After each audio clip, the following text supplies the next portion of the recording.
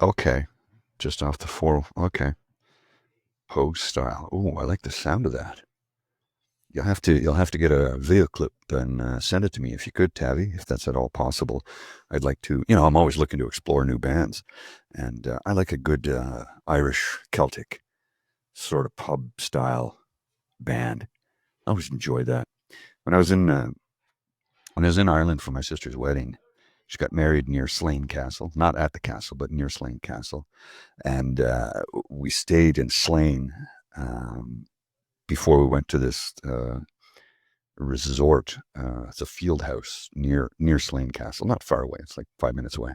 Anyway, we stayed in this hotel, and then we did the whiskey tour at Slane Castle because they have a distillery there now. Slane Castle's famous, world famous for the concert series it has. And anyway, we there's complications, and we get into Dublin. Our Airbnb didn't work out. We couldn't get the keys, and we were sold a place that was not at all what it was in the end.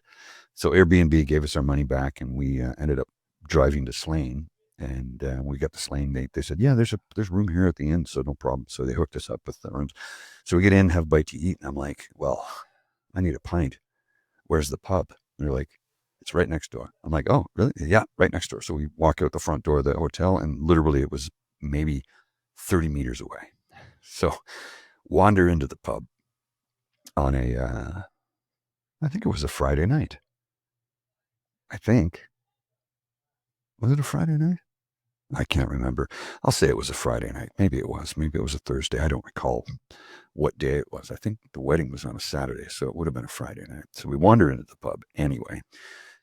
And I see a couple of guitars sitting there. Like we come around the corner, and there's two guitars on high top tables, and then the bar's in the back.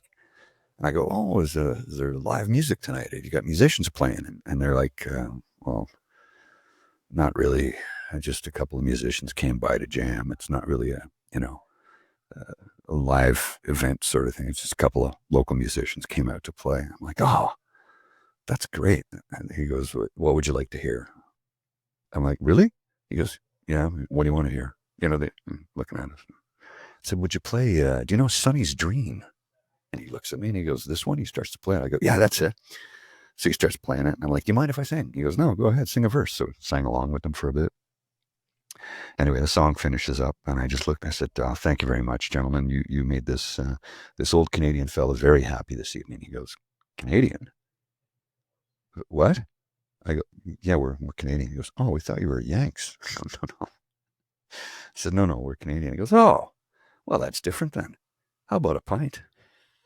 I'm like, because they had this look of, oh God, they were thinking, the ugly American. And I've met many Americans traveling the world.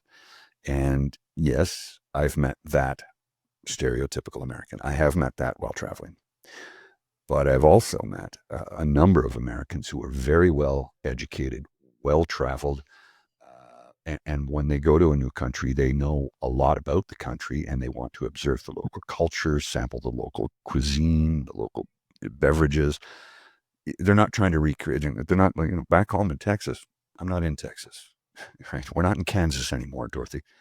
So when I encounter those people, those folks, those wonderful American tourists, they're always the ones you want to sit and have a couple of pops with, because you'll just sit around and tell stories about places you've both been.